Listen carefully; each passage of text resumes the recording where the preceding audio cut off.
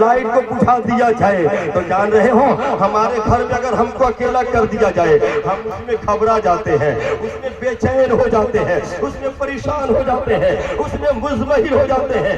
گھر ہمارا ہے، چوڑا بھی ہمارا گھر ہے، بڑا بھی ہمارا گھر ہے، اس میں جنگلہ بھی ہے، اس میں دروازہ بھی ہے، اس میں روشن دان بھی ہے۔ اے اللہ کے بندو ذرا قبر کو سوچو، وہاں تو کوئی جنگلہ بھی نہیں ہے، وہاں کوئی دروازہ بھی نہیں ہے، وہاں کوئی کھڑکی بھی نہیں ہے، وہاں کوئی روشنی بھی نہیں ہے، وہاں کوئی لائٹ بھی نہیں ہے۔ یہ علماء بیٹھے ان سے پوچھو، مشکاۃ شریف ہے، مشکاۃ شریف میں باب اثبات عذاب القبر ہے، باب اثبات عذاب القبر میں حضرت عثمان غنی کا وہ جملہ تم یاد رکھو۔ حضرت عثمان غنی ہے، جب کوئی قبر کو دیکھتے اتنا روتے اتنا روتے اتنا روتے، داڑھی آپ کی بھیگ جاتی، اتنا روتے داڑھی بھیگ جاتی۔ قبر کو دیکھ کر یہ کون رو رہا ہے؟ یہ وہ رو رہا ہے جسے نبی نے جنتی کہتے ہیں۔ بولو کون رو رہا ہے؟ بولو کون رو رہا ہے؟ وہ رو رہا ہے جسے نبی نے جنتی کہا ہے۔ اور جانتے نبی جسے جنتی کہتا ہے اسے کیا پوچھنا؟ نبی جسے جنتی کہتا ہے اسے کیا پوچھنا؟ اگر نبی کے قول میں کوئی شبہ کرے تو مومن نہیں رہ سکتا ہے، مسلمان نہیں رہ سکتا، اس لیے کہ ہمارا ایمان یہ ہے، یہ زمین پھٹ سکتی ہے، آسمان گر سکتا ہے، ستارے ٹوٹ سکتے ہیں، مگر نبی کی بات غلط نہیں ہو سکتی ہے۔ قول محمد قول خدا، فرمان نہ بدلا جائے گا، ہے قول محمد قول خدا، فرمان نہ بدلا جائے گا۔ بدلے گا زمانہ لاکھ مگر قرآن نہ بدلا جائے گا، قرآن نہ بدلا جائے گا۔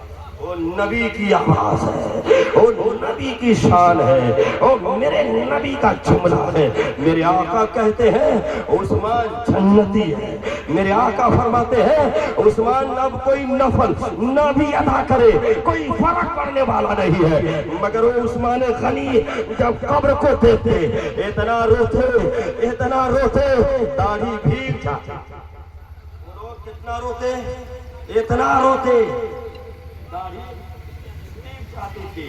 اللہ کے بندو کبھی تو بھی روئے ہو؟ بولو کبھی تو بھی روئے ہو؟ کبھی روئے ہو؟ کبھی روئے؟ میں وہ خطیب نہیں، معاف کرنا، حافظ فصیح الدین صاحب قبلہ سے ہم عرض کرتے ہیں اور مولانا شمشاد سے ہرگز ہمیں بلانے کی وہاں کوشش نہ کریں کہ یہ سوچ کر کے کہ ہم جب وہ خطیب ہوگا آتے ہی جنت میں پہنچا جائے۔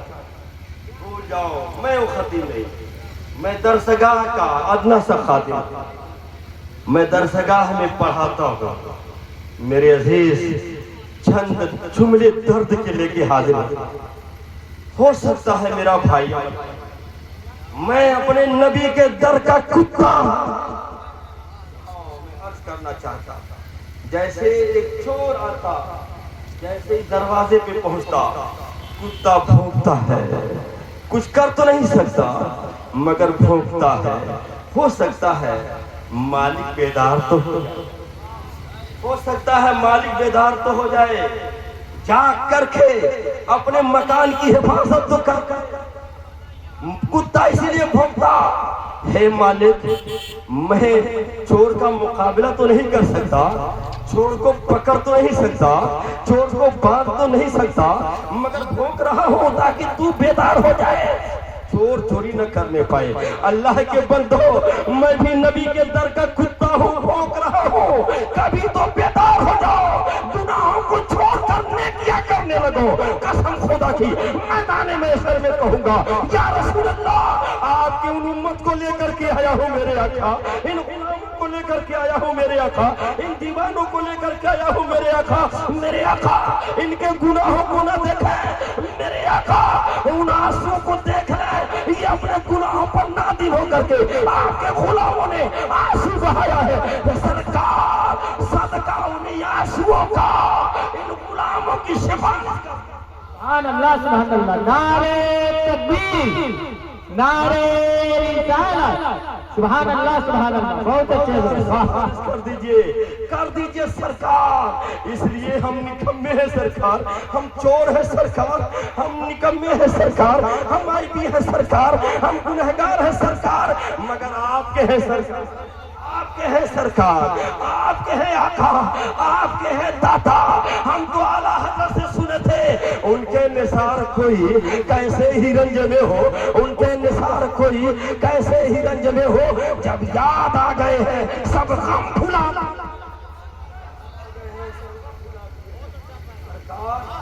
सरकार हम तो एक मुस्कुराती हुई नजर तो सरकार डाल दीजिए, इन दीवानों पे एक नजर डाल दीजिए सरकार, एक नजर डाल दीजिए।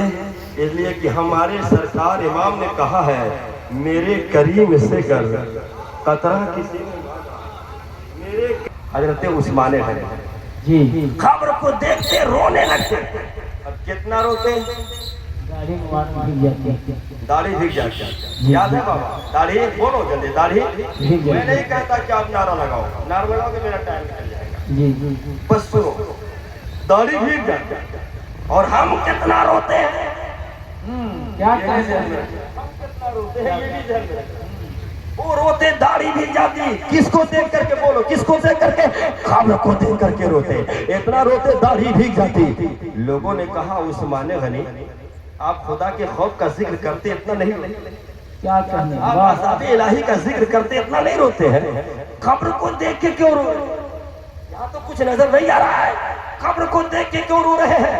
हजरत उस्मान गनी ने कहा, तवज्जो पैगाम ले, क्या कहने, ने कहा, ऐ लोगों, मैंने नबी से सुना है खबर आखिरत की मंजिलों में से पहली मंजिल है जी।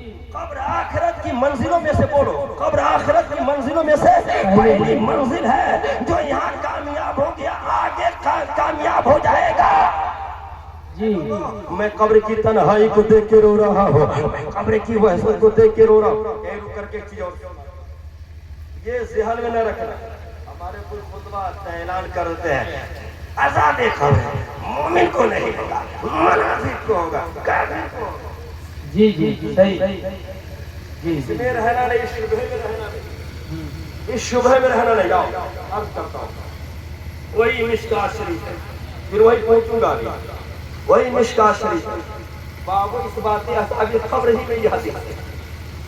एक सहाबी है, सुभान अल्लाह, सुभान अल्लाह, सुभान अल्लाह। एक सहाबी है जिन्हें साद बिन मुआज़ कहा जाता है। जब उनका इंतकाल हुआ, हदीस शरीफ में है, अर्श आज़म हिल गया। अल्लाहु अकबर। क्या हिल गया? बोलो जल्दी से, क्या हिल गया? अर्श आज़म, अर्श आज़म हिल गया। इंतकाल हुआ मदीना तैयबा में। कहाँ इंतकाल हुआ? बोलो यार, कहाँ इंतकाल हुआ?